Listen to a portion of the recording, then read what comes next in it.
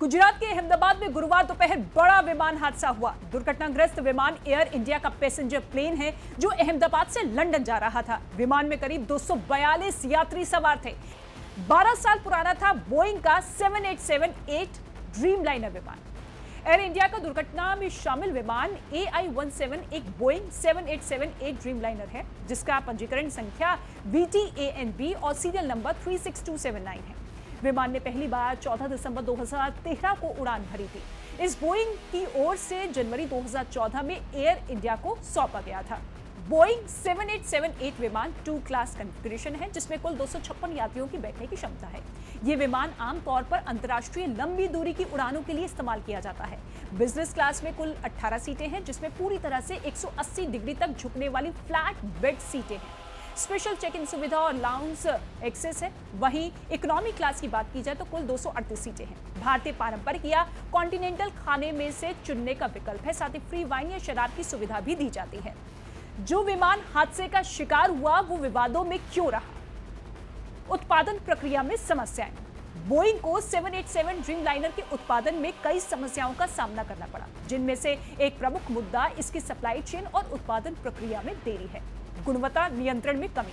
Boeing के इस model के विमान के पुर्जों में गुणवत्ता नियंत्रण की कमी पाई गई, जिससे सुरक्षा संबंधित चिंताएं पैदा हुई थी। नियामक जांच। सुरक्षा से जुड़े मुद्दों के कारण बोइंग को नियामक एजेंसियों की जांच का सामना करना पड़ा था, जिन्होंने विमान को सुरक्षा और गुणवत्ता पर सवाल उठाए थे।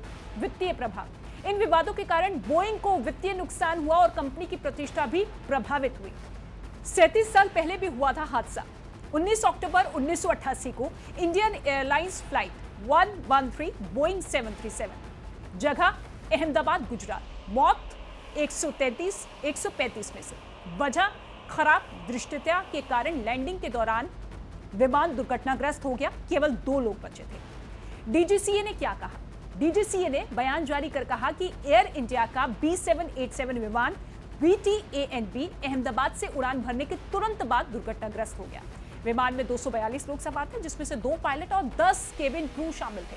विमान की कमान कैप्टन सुमित सुभरवाल के पास थी, जिसमें फर्स्ट ऑफिसर क्लाइव कुंदर थे।